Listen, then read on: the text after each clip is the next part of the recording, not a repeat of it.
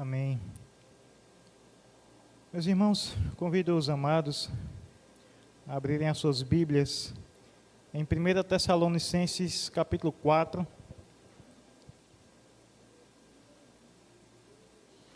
versículos 13 a 18.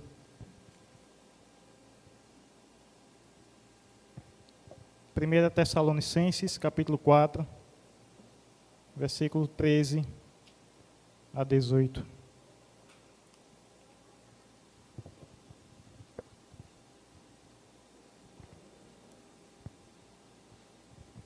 Assim nos diz a Sagrada Escritura: não queremos, porém, irmãos, que sejais ignorantes com respeito aos que dormem, para não vos entristecerdes como os demais, que não têm esperança. Pois se cremos que Jesus morreu e ressuscitou, assim também Deus, mediante Jesus, trará em sua companhia os que dormem. Ora, ainda vos declaramos por palavras do Senhor isto: nós, os vivos, os que ficarmos até a vinda do Senhor, de modo algum precederemos os que dormem. Porquanto o Senhor mesmo, dada a sua palavra de ordem, ouvida a voz do arcanjo e ressoada a trombeta de Deus, descerá dos céus, e os mortos em Cristo ressuscitarão primeiro. Depois nós, os vivos, os que ficarmos, seremos arrebatados juntamente com eles, entre as nuvens, para o encontro do Senhor nos ares. E assim estaremos para sempre com o Senhor. Consolai-vos, pois, uns aos outros com essas palavras.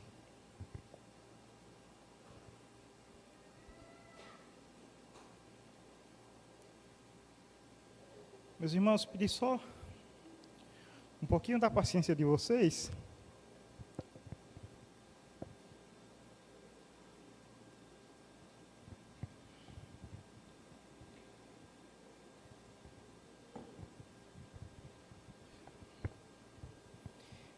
Eu já vinha estudando esse tema há um tempo, sobre a morte e a nossa morada eterna. Já desejoso de trazer um estudo para os irmãos, ou uma pregação. E hoje, ao chegar aqui, a gente recebe a notícia do falecimento de uma amiga da família.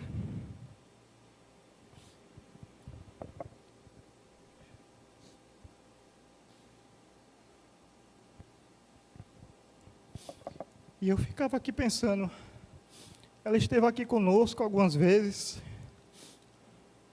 evangelizamos, fizemos culto na sua casa. O que será que se passou nesse dia? O nosso desejo é que, Senhor, será que ela se entregou a Ti? Está agora contigo nesse momento? E aqui eu penso como a nossa vida ela é tão rápida, um instante, é um sopro. O Salmo 90, Moisés fala o seguinte: os nossos dias, eles, quando muito, chegam a 70 anos, em havendo vigor, 80, e o melhor deles é canseira e enfado. E ele começa a descrever como é a vida. Ela é tão rápida, é como um pensamento que passa, é como um vento, é um sopro. Mas no primeiro versículo ele diz o seguinte: Senhor, Tu tens sido o nosso refúgio de geração em geração. Antes que os montes nascessem ou se formasse a terra, Tu és Deus. Então a nossa firmeza, a nossa esperança, o nosso consolo está naquele que é eterno. Ainda que a nossa vida seja tão rápida aqui, temos a esperança de que um dia estaremos com Ele na eternidade.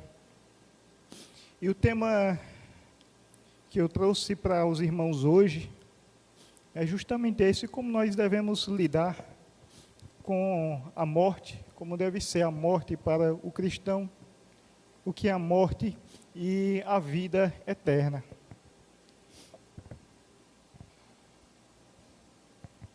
Esse é um tema muitas vezes evitado, tema que trata sobre o fim dos tempos, tema que fala sobre a morte, muitas vezes é evitado entre os crentes.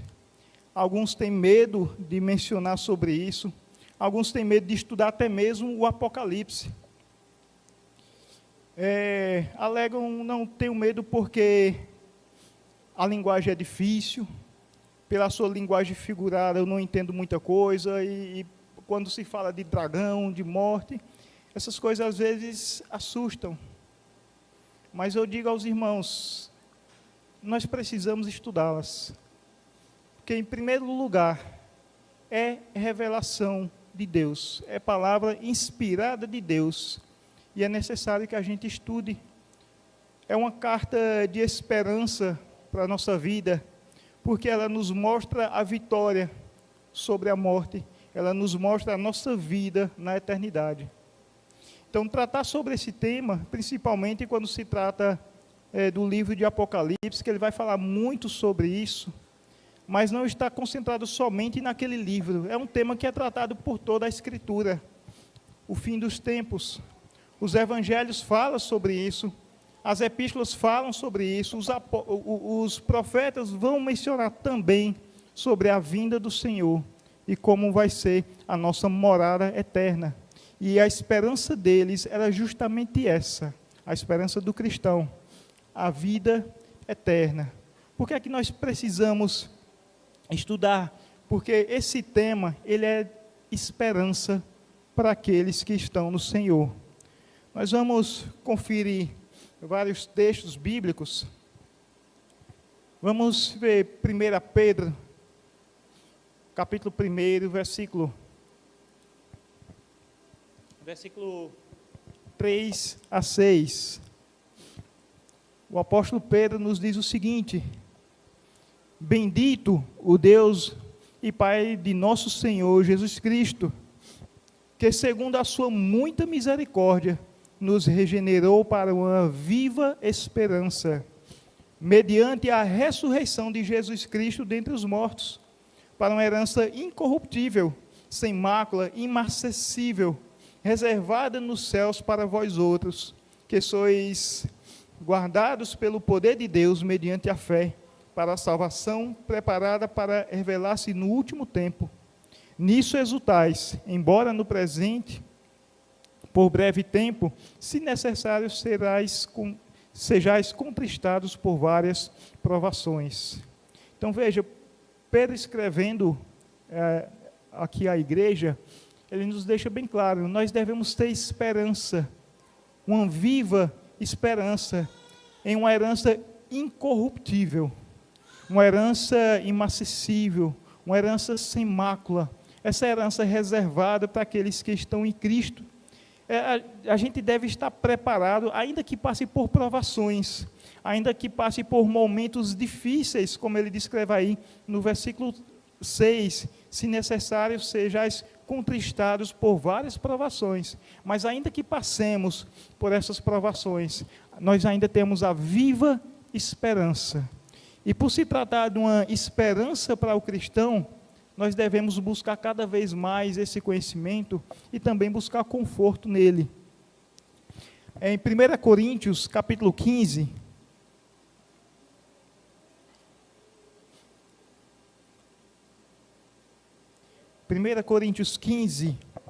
versículo 16 e 19. O apóstolo Paulo, escrevendo à igreja em Coríntio, ele nos diz: porque se os mortos não ressuscitam, também Cristo não ressuscitou. E se Cristo não ressuscitou, é vã a vossa fé, e ainda permaneceis nos vossos pecados. E ainda mais, os que dormiram em Cristo pereceram. Se a nossa esperança em Cristo se limita apenas a esta vida, somos os mais infelizes de todos os homens. Porque aqui é um motivo de esperança para nós. Paulo deixa bem claro: vocês acham que a vida se limita somente a essa terra? Se vocês dizem que não há ressurreição, então também Cristo não ressuscitou. Se Cristo não ressuscitou, também não há ressurreição para nós. E tudo aquilo que vivemos aqui, as provações que passam ressuscitou, é vã a nossa fé. Se Cristo não ressuscitou, de que vale a nossa esperança? Mas ele deixa bem claro, é porque existe ressurreição, é porque Cristo ressuscitou, que a nossa esperança ela é viva, que aí está firmada a nossa fé, porque por mais que passemos por dificuldades nessa terra, sabemos que um dia estaremos com o nosso Senhor por toda a eternidade. O tema da morte e a ressurreição é um tema importantíssimo para todo cristão. Nós devemos lidar com ele, nós devemos saber nos colocar diante de determinadas situações, sabendo que em Cristo nós temos esperança. É importante nós estudarmos esses temas, porque todos os temas da teologia apontam justamente para esse fim. Sabemos que Deus é eterno, que Ele nos amou, que o homem é pecador, que o homem merece a condenação, mas que Deus enviou o seu Filho para que tivéssemos redenção, para que novamente tivéssemos vida. Então, tudo que a gente estuda na teologia aponta para esse fim específico, a nossa vida em glória na presença do nosso Senhor, a nossa morada eterna. Por isso, esse é um tema tão importante para as nossas vidas. Para falar então da ressurreição e da morada eterna, é necessário que a gente fale também sobre a morte. As Escrituras, elas vão nos falar de 3 tipos de morte. As Escrituras vão nos falar da morte física, as Escrituras nos falam da morte espiritual, assim também como ela nos fala da morte eterna. O que é a morte? A morte, ela não é o fim de tudo. Por muitos e muitos anos, por mais que a gente olhe a história, a gente sempre vê esse debate. Grandes teólogos, filósofos, todos os povos conhecidos, todos eles falaram de vida após a morte. Todos eles tentam trazer de algum ponto o que é que acontece depois. E quando isso aqui se acabar, o que vem? A maioria deles sempre vai mencionar existe uma vida após a morte. Embora sem muitos detalhes, a Bíblia ela traz riquíssimos detalhes do que é que acontece após a morte. Então nós temos toda essa esperança, nós temos a convicção na palavra de Deus, pois é a palavra de Deus. Aquele que criou todas as coisas, ele sabe também tudo que acontece após essa vida.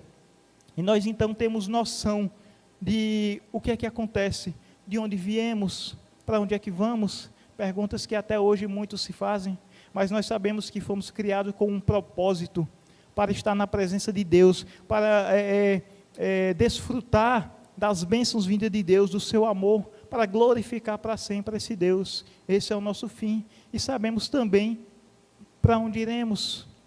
Aqueles que estão em Cristo estarão eternamente com Ele, após esse breve momento que nós temos aqui. Assim como os ímpios estarão também em condenação por conta dos seus atos. Então, por mais que muitos tratem, a gente deve entender que a morte ela não é o fim de tudo. Alguns vão dizer, morreu, acabou aqui, não tem mais nada depois disso. A morte ela não é natural. Nós não fomos criados para provar da morte. Fomos criados para desfrutar da presença de Deus. A morte, ela é uma consequência do pecado. Vindo então o pecado, pelo pecado de Adão, a morte passou a todos os homens. Então, ela não é natural. É por isso que ela dói tanto. É por isso que a gente se entristece com ela. Nós não devemos temê-la, mas também sabemos que dói perder alguém, dói essa separação. E ela vem aí com um caráter de punição, como consequência do pecado. Romanos, capítulo 5, versículo 12 e versículo 18, nós podemos verificar isso.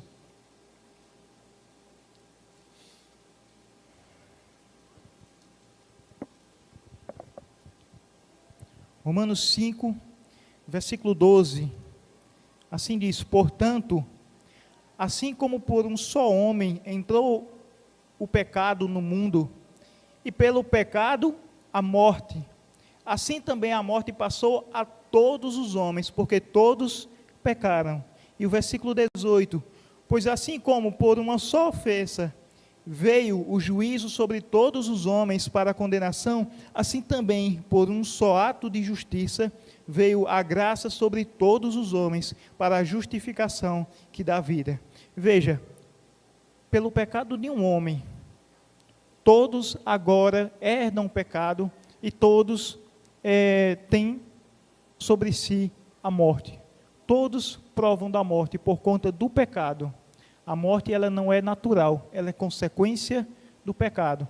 Mas o versículo 18, ele também já nos dá esperança. Ainda que a morte tenha vindo a todos os homens, sabemos que em Cristo nós somos justificados. Ele vai dizer, assim também, por um só ato de justiça de Cristo, veio a graça sobre todos os homens para a justificação que dá vida. Então veja, ainda que pelo ato de um homem a morte veio sobre nós, também pelo ato de um, nós temos novamente vida. E esse é o motivo da nossa esperança. Por que é que chamamos de evangelho? Porque é uma boa notícia. Vem de uma palavra grega,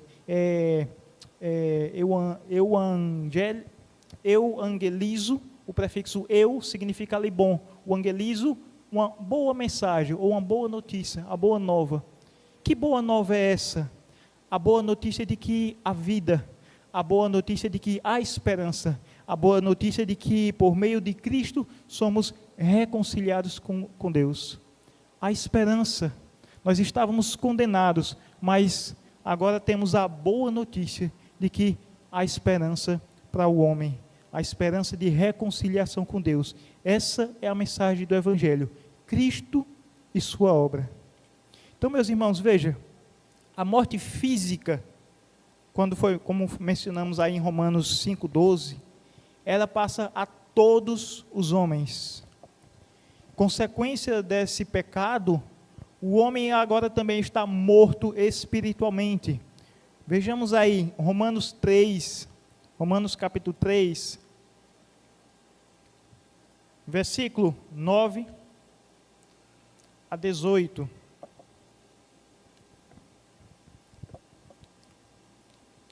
Que se conclui, temos nós qualquer vantagem? Não, de forma nenhuma, pois já temos demonstrado que todos, tanto judeus como gregos, estão debaixo do pecado. Como está escrito, não há justo, nenhum sequer, não há quem entenda, não há quem busque a Deus, todos se extraviaram, a uns se fizeram inúteis, não há quem faça o bem, não há nenhum sequer. A garganta deles é sepulcro aberto, com a língua urdem engano, veneno de víbora está nos seus lábios, a boca eles a têm cheia de maldição e de amargura. São os seus pés velozes para derramar sangue, nos seus caminhos a destruição e miséria. Desconheceram o caminho da paz. E observem o versículo 18, não há temor de Deus diante dos seus olhos. Isso é a morte espiritual. Aquele que é morto espiritualmente, ele não deseja aquilo que vem de Deus. Aquele que é morto espiritualmente, ele busca fazer a sua própria vontade e nunca a de Deus. Aquele que é morto espiritualmente, não há diante dele temor de Deus. Esse é o homem no estado de pecado. Esse é o homem no seu estado natural, morto. Ele se encontra morto espiritualmente. Então nós vemos que por conta do pecado, todo ser humano, ele prova da morte física, todos agora estão mortos espiritualmente. Então a gente já tem dois tipos de morte. Efésios, capítulo 2, versículo 1 a 5.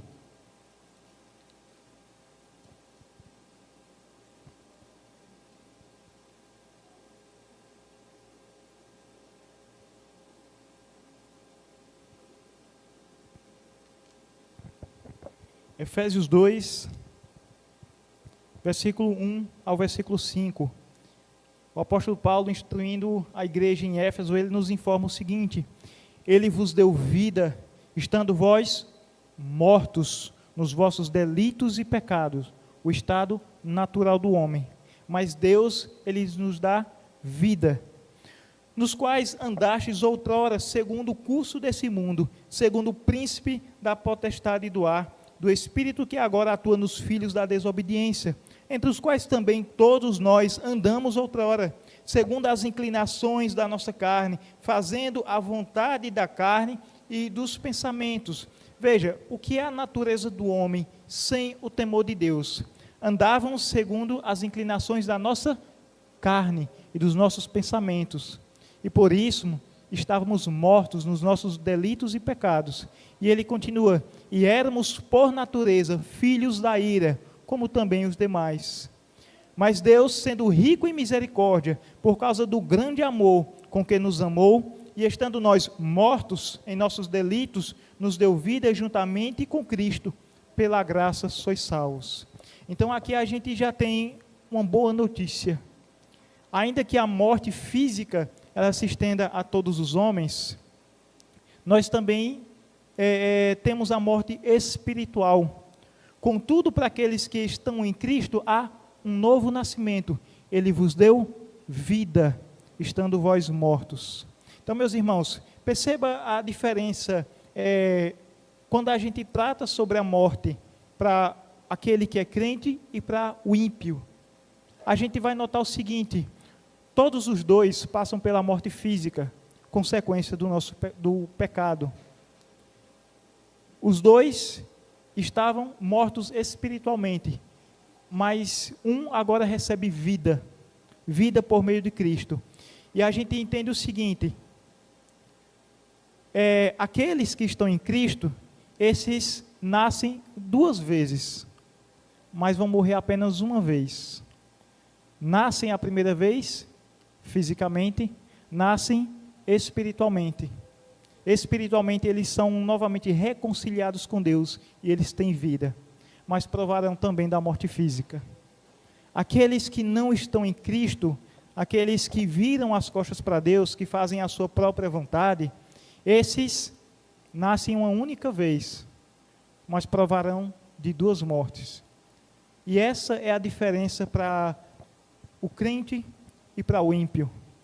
Ele nasce uma única vez, mas está morto espiritualmente. Vai provar da morte física e ainda vai passar pela morte eterna.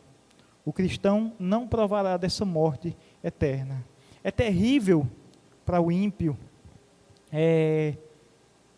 porque quando a gente observa a morte para ele, ela tem um caráter penal, é uma punição, porque eles vivem ao seu bel prazer, eles vivem para si mesmos, eles não buscam a Deus.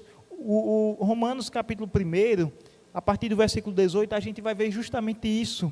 A ira de Deus se revela contra toda impiedade e injustiça, porque o homem, ele tendo conhecimento de Deus, não o glorificou como Deus. Vamos lá para esse capítulo 1 de Romanos. Romanos capítulo 1, versículo 18 e 23 ao 23.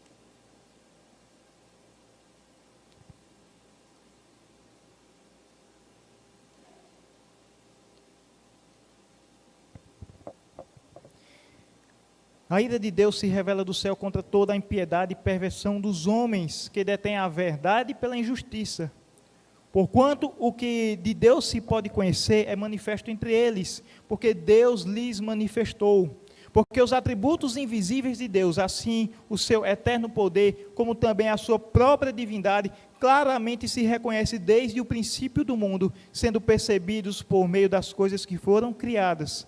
Tais homens são, por isso, indesculpáveis, porquanto, tendo o conhecimento de Deus, não o glorificaram como Deus, nem lhe deram graças, antes se tornaram nulos em seus próprios raciocínios, obscurecendo-lhes o coração insensato, inculcando-se por sábios, tornaram-se loucos e mudaram a glória do Deus incorruptível em semelhança de imagem de homem corruptível, bem como de aves, quadrúpedes e répteis. Olha aqui a falta de temor. O ímpio, ele não coloca de lado uma divindade. O ímpio, ele busca uma divindade. A gente percebe isso em várias culturas. Por mais que eles não tenham conhecimento do Deus Criador, eles buscam ídolos para si. Então, o problema aqui é que eles tiram a glória do Deus, o único Deus verdadeiro, não o reconhecem como Deus e criam deuses para si. Por mais que os atributos de Deus se manifestem, esses homens fazem a sua própria vontade. Criam deuses que satisfaçam as suas vontades. E eles, inculcando-se por sábios, eles tornam-se loucos.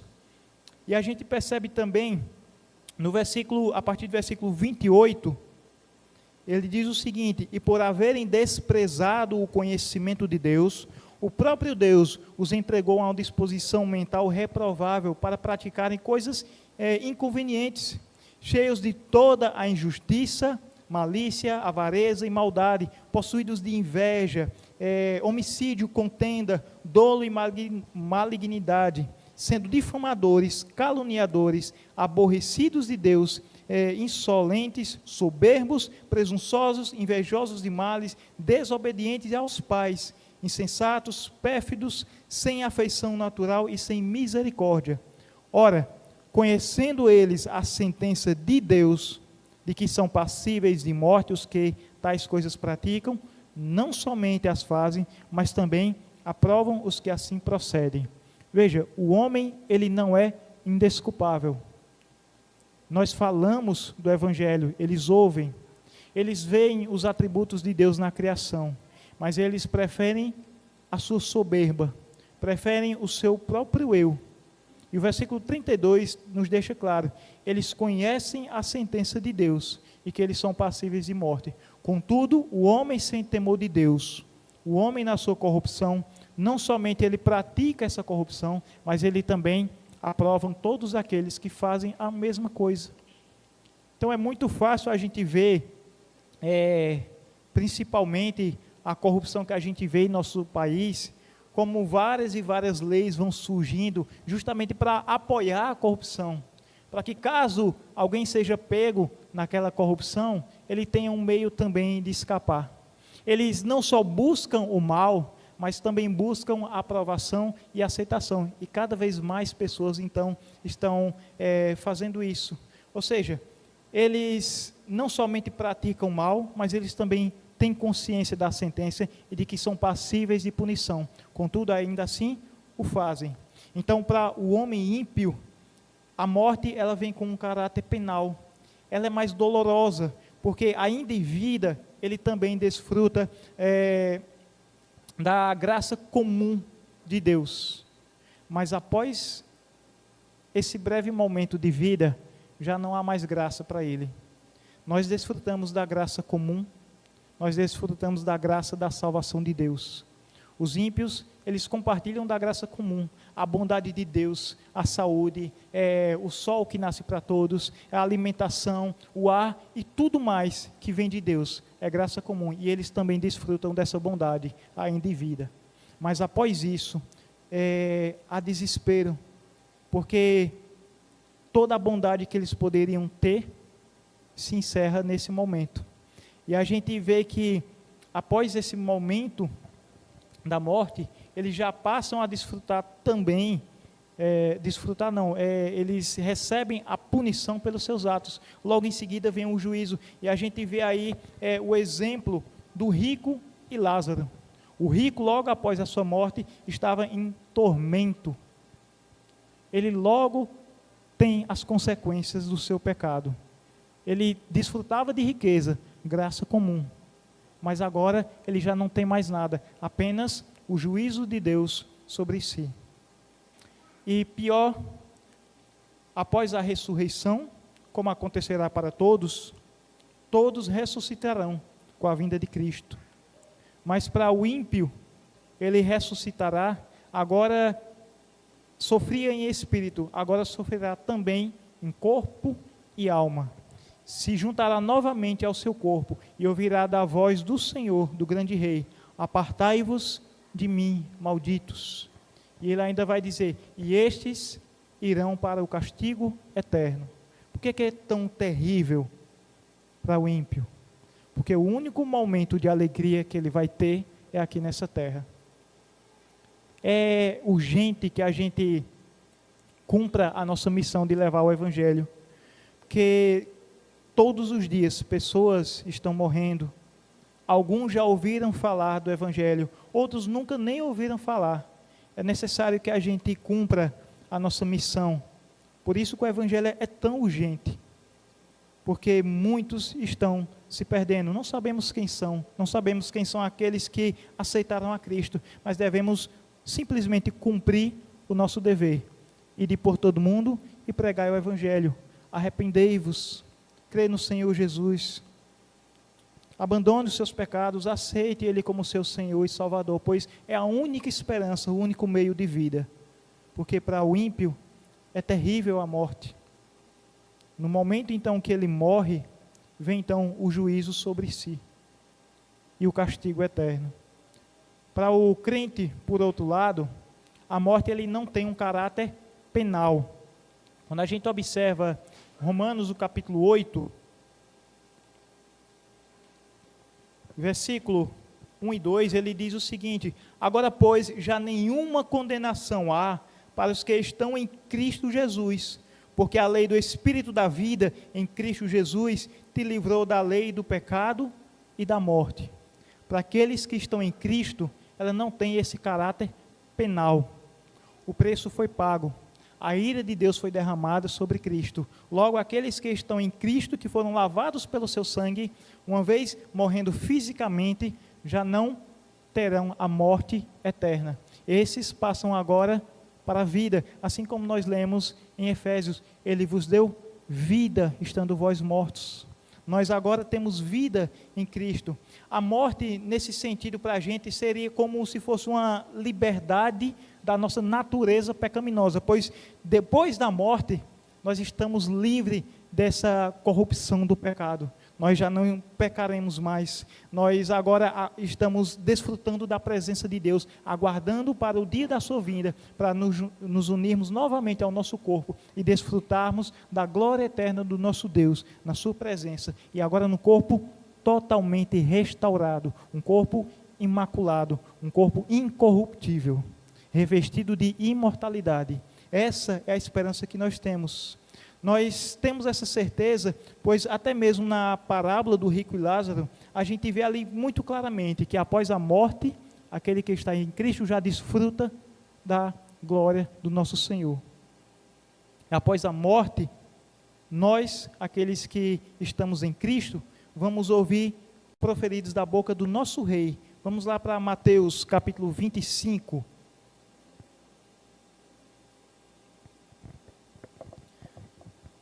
Mateus 25, versículo 34.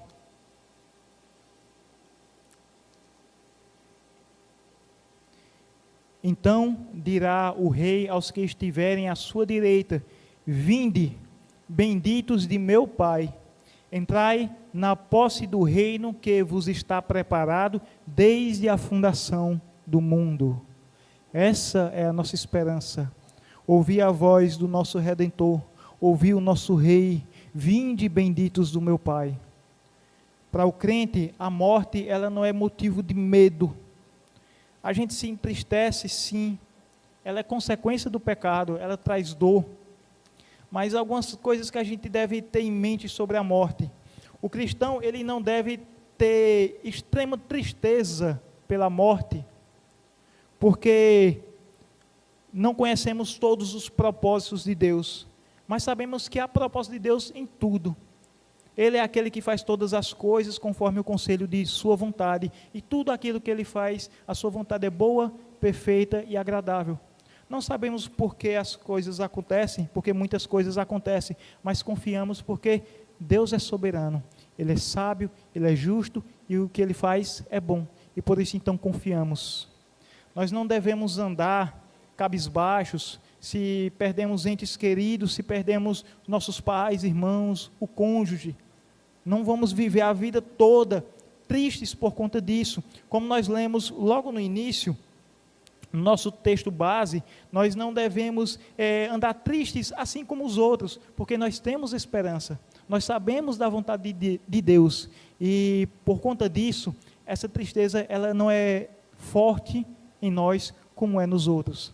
Então, a instrução do apóstolo Paulo: não andem triste assim como os outros andam com relação à morte.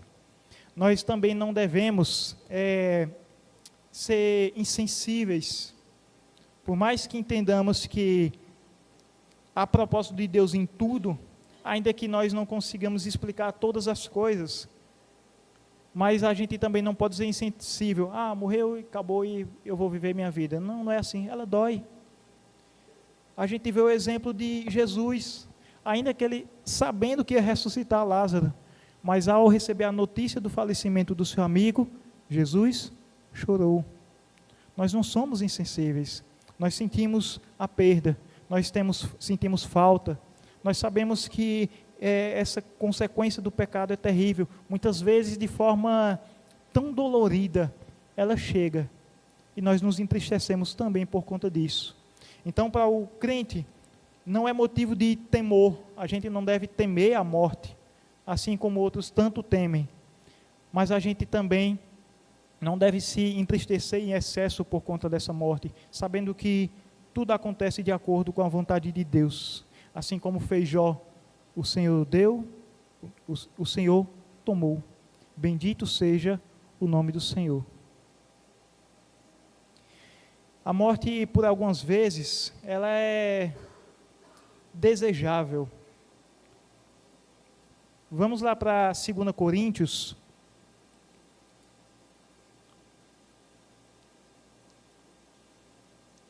Segunda Coríntios, capítulo 5, versículo 8.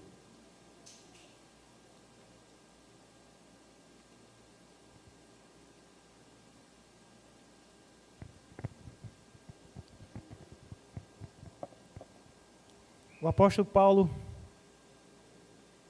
instruindo a essa igreja, diz o seguinte: entretanto, estamos em plena confiança, preferindo deixar o corpo e habitar com o Senhor. Vamos agora para Filipenses, só para ficar mais claro. Filipenses, capítulo 1, versículo 21 ao 23.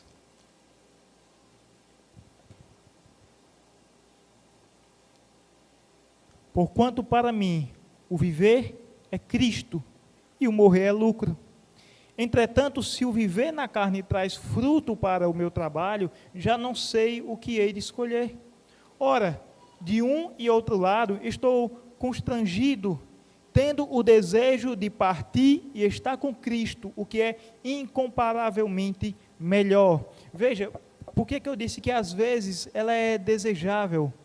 Porque a nossa vida aqui é difícil. Nós vivemos uma vida em meio à corrupção, nós passamos por tantas dificuldades, nos entristecemos pelo pecado que está à nossa volta, nos entristecemos pelo nosso próprio pecado. Isso é terrível. Mas o apóstolo nos mostra qual é o desejo dele. Era deixar esse corpo estar com Cristo. Eu vivo para Cristo. Se eu morrer, também estou com Cristo. O meu desejo já era estar lá, o que é incomparável. Não há nada nessa terra, por melhor que seja, que se compare a estar com o nosso Senhor. Mas ele também deixa uma coisa bem clara, que é preferível que ele fique por amor aos irmãos. Por quê? Ainda que o seu desejo seja já estar com Cristo, aqui a gente vê um soldado em missão. Um soldado que vai a um país estranho, cumprir a sua missão, resgatar tantos quantos possível, mas o seu desejo é retornar à sua terra. O seu desejo já é estar na sua terra, mas de forma nenhuma ele atenta contra a sua própria vida para voltar mais rapidamente. Porque fazendo isso, ele entristece ao seu Deus, ele entristece ao seu Senhor. Então veja, meus irmãos, ainda que seja desejável, a gente já está na plenitude, está diante dessa graça de Deus, na vida eterna. É a melhor coisa que a gente consegue nem imaginar. Mas ainda assim, como um bom soldado, nós devemos cumprir a missão que nos foi dada e aguardar até o dia que o Senhor nos chamar. Porque veja, isso não é motivo para que nós atentemos contra a nossa vida. Porque se a gente prestar atenção, no que diz o 6º mandamento, não matarás. O que quer dizer somente não matarás? Quer dizer que a gente deve não medir esforços para preservar a vida, tanto a sua quanto a do seu próximo. Nós não devemos viver de forma negligente, nos colocando desnecessariamente em perigo. Nós não devemos andar, olha, ali é muito perigoso aquela região. Ah, mas eu vou passar lá de qualquer jeito. Não sabe que é perigoso, que é arriscado você morrer, há muito tráfico, há locais que a gente vê, vez ou outra, tiroteios. Por que você vai para lá, se não há nenhuma necessidade para que você esteja lá? É se colocar no perigo desnecessariamente, ou seja, isso também é matar. Então, o nosso desejo é fazer a vontade do nosso Senhor. Queríamos já estar com Ele, por isso a morte não deve ser algo de temor para nós, mas ela é como se fosse a porta de entrada para o nosso gozo com o nosso Senhor. Ela é preferível porque ela é incomparável, mas ainda assim, vivemos por Cristo. Se vivemos, é por Cristo, fazendo a sua vontade, até o dia que Ele nos chame. Se morremos, estamos em Cristo. Por isso o apóstolo então descreve, a vontade dele era já estar com Cristo, mas ainda por amor aos irmãos, ele continuava a sua missão de levar o Evangelho, porque entendendo que a sua missão ainda não havia terminado. Vejam, meus irmãos, diante disso, enquanto eu preparava esse sermão, eu vi algumas pessoas fazendo homenagem a 21 homens mortos que morreram por não negarem a Cristo. Eu já tinha visto essa história, vou pesquisar. Lembrei do que se tratava. Foi em 2015, 21 homens. Eles foram decapitados por não negarem a Cristo.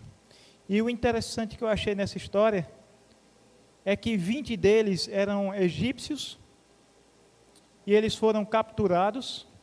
Um deles, não sendo egípcio, foi até cogitado a opção de ele ser liberto.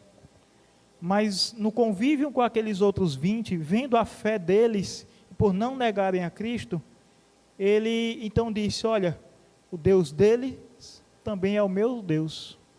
Sabendo que ainda assim ele morreria. Mas ele preferiu estar ali junto com aqueles outros e também não negar. Por mais que lhe tenha sido dado, segundo os relatos, ele recebeu essa opção de então ser liberto. Mas ele também optou por não negar. Então esses 21 homens foram mortos em 2015 por não negarem a Cristo. E a gente vê tantas histórias de homens que, ainda correndo o risco de perder a sua vida, não negaram. A gente vem estudando esses domingos sobre o livro de Daniel. Daniel com seus amigos. Daniel, a gente já viu, resumidamente, já foi trazido para vocês. Vindo o decreto do rei que seria lançado na cova dos leões, qualquer um que adorasse um outro Deus, mas Daniel não temeu isso, continuou adorando a Deus. Seus amigos, ao não se curvarem perante a estátua de Nabucodonosor, foram lançados na fornalha ardente. Mas ainda assim questionados, olha, vocês devem se prostrar diante da estátua. E eles deixam bem claro, se o Senhor quiser nos livrar, Ele nos livrará. Mas fica sabendo, ó Rei, que nós não nos curvaremos a essa estátua. Então vejam, homens tementes a Deus, homens que mesmo colocando em risco as suas vidas, eles não negavam. Um dos mártires da Baía de Guanabara, foi oferecido a ele a opção de negar a sua confissão de fé, negar e talvez a sua vida fosse poupada, talvez. Mas a resposta dele foi, eu prefiro morrer e estar com Cristo na eternidade, do que preservar a minha vida por um pouco mais de tempo, estar na eternidade longe do meu Senhor. E esse nosso irmão foi morto aqui no Brasil, por conta da sua confissão, por não negar a Cristo. E o que leva esses homens mesmo diante da morte, eles, não, eu prefiro morrer. O que leva esses homens a colocar em risco a sua vida e não negar o nome do seu Senhor? Porque eles têm esperança, porque eles sabem que essa vida é passageira, porque ainda que a gente se livre desse momento, mas logo, logo também morreremos. Do que é que vale negar ao nosso Deus? Do que é que vale ganhar o mundo e perder a nossa alma? É preferível estar com Cristo, ainda que a gente prove da morte, e logo provaremos de uma forma ou de outra, mas estaremos com Cristo. A esperança desses homens é o que Paulo descreve em Romanos 8, porque para mim tenho por certo de que o sofrimento do tempo presente não podem ser comparados à glória que há de ser revelada em nós. Por que é que nós temos esperança mesmo diante da morte? Porque sabemos que estaremos com Cristo. Cristo, Ele é a vida, Ele é aquele que nos dá vida. Cristo, Ele é o único caminho, Ele é a verdade, Ele é o pão da vida, Ele é a água da vida. Por isso é tão urgente a mensagem do Evangelho, porque muitas pessoas, a cada dia, estão morrendo. Nós precisamos cumprir a nossa missão, todos os dias, levar a mensagem do Evangelho a cada uma dessas pessoas, até o dia da vinda do nosso Senhor. Paulo nos deixa bem claro que aqueles que estão em Cristo, têm essa esperança, provarão da morte física. Alguns, estando vivos na vinda do Senhor, nem por essa morte passará, mas já terá o seu corpo transformado. Então, olha quanta esperança nós temos. O que é a morte para o cristão? Ela vem como consequência de pecado. Ela dói, traz sofrimento, mas nós não devemos temê-la, assim como os ímpios tanto temem. Nós passamos por ela na esperança de que logo estaremos com Cristo. Aos ímpios, sabendo que é tão terrível esse momento da morte, porque ali encerra-se a esperança para a sua vida. Nós devemos cumprir a vontade do nosso Senhor e Salvador. Nós devemos cumprir a vontade do nosso Rei e levar essa mensagem a toda criatura, para que mais e mais pessoas venham a Cristo, para que mais e mais pessoas tenham essa mesma esperança que nós temos. E que esses temas de morte, ressurreição, a vida eterna, ele não seja de modo nenhum espanto para nós. Que nós busquemos conforto no nosso Senhor, porque a nossa vida é um sopro, mas Deus, Ele é eterno, Ele é o nosso refúgio. Ele tem sido o nosso refúgio de geração em geração, e sabemos que logo estaremos na eternidade com Ele. A palavra do Senhor, ela não deve ser temor para nós, ela não nos deve trazer medo pelo conteúdo que ela traz, mas a palavra de Deus, ela nos dá esperança, diante de todas as adversidades que virão. A palavra de Deus, o dia do juízo, a ressurreição, é esperança para aqueles que estão em Cristo. Que o Senhor, nosso Deus, continue nos fortalecendo e nos dando forças para lidar com a morte, para lidar com a perda, que é muito difícil, e que busquemos cada vez mais consolo no nosso Senhor e Salvador. Vamos orar. Senhor nosso Deus, ó Pai bendito, soberano, te louvamos, ó Pai, por mais um momento de instrução da Tua Palavra. Te louvamos, ó Senhor, porque a Tua Palavra, que é viva, eficaz, a Tua Palavra que é luz para o nosso caminho, que nos dá a vida. Te louvamos, Senhor, porque ela nos traz a esperança de que em Ti nós temos vida, a esperança de que por meio de Cristo nós somos reconciliados contigo, a esperança de que um dia estaremos reunidos contigo. Por isso, a cada domingo, a cada dia do Senhor, estamos aqui reunidos, desfrutando desse momento de comunhão, tão breve, mas que também anuncia a nossa comunhão eterna contigo e com toda a igreja que já está contigo, ó Pai. Te agradecemos, ó Pai, porque o Senhor não nos deixa só, o Senhor nos orienta por meio da Tua palavra. E um dia estaremos contigo, ouvindo os Teus ensinos na Tua presença, Senhor. Te agradecemos, ó Pai, por tão doce salvação que o Senhor nos deu, por essa nova vida. Te agradecemos, ó Pai, porque o Senhor não nos permite provar da segunda morte, pois a nossa dívida foi paga em Cristo. Nos dá, Senhor, forças para estar lutando contra os problemas vindouros, contra tudo que acontece à nossa volta, com as perdas. Nos entristecemos, mas sabemos que nada foge ao Teu querer, e a Tua vontade é boa, perfeita e agradável. Por isso, Senhor, temos consolo em Ti.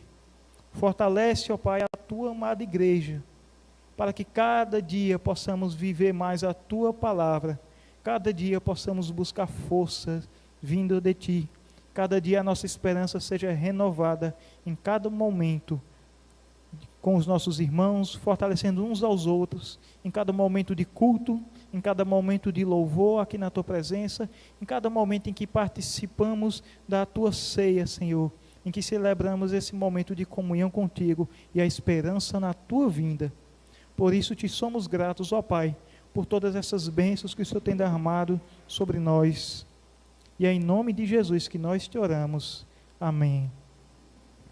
Meus irmãos, antes de retornar a palavra a presbítero César, vamos cantar ainda uma canção que nos traz justamente essa esperança da nossa vida, essa esperança que temos em Cristo. Deus enviou seu Filho amado, porque Ele vive. Vamos nos colocar de pé.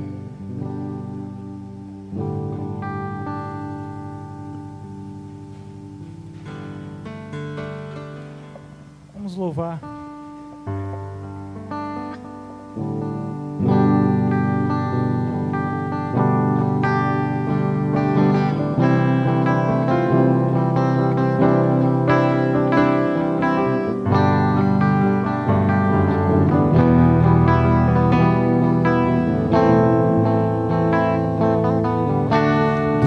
Deus enviou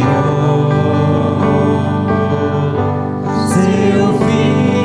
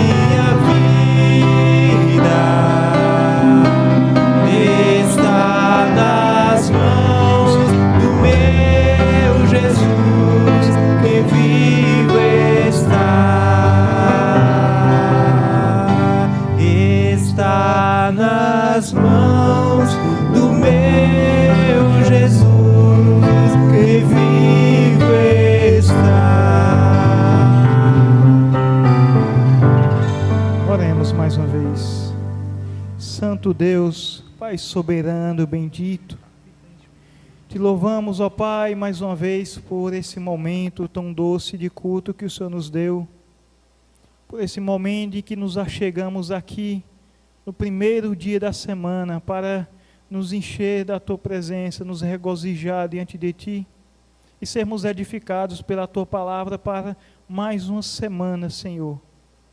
Nesse primeiro dia aqui fortalecidos, cumprindo a Tua ordem em Te cultuar, em Te buscar, gratos pela Tua obra em nossas vidas, gratos, Senhor, e conscientes de tudo aquilo que o Senhor fez por nós.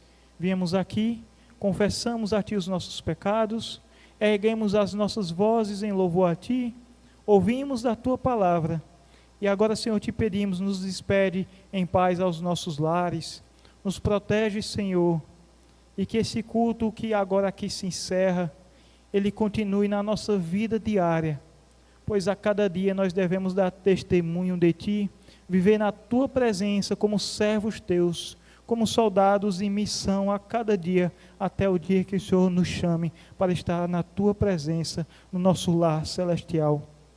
Muito obrigado ao Senhor por esse culto. Te pedimos, ó Pai, por aqueles que não puderam estar aqui nessa noite, que estão em viagem, que o Senhor os traga de volta para o nosso convívio, aqueles que estão enfermos, que o Senhor restaure a sua saúde, para que estejam aqui conosco novamente, e aqueles que nesse dia estão de luto, que o Senhor conforte a cada um, ó Pai, essa noite triste, mas que o Senhor não deixe faltar esperança aos Teus servos, em saber que esses momentos nós ainda vamos lidar com eles várias e várias vezes, mas a nossa esperança continua firme em Ti. Nos despede, ó Senhor, aos nossos lares, nos dá uma noite de consolo e conforto na Tua doce presença. Muito obrigado, ó Pai, por esse momento nessa noite. É isso que Te pedimos, ó Senhor, em nome do Teu Filho Jesus, o nosso Senhor e Redentor. Amém.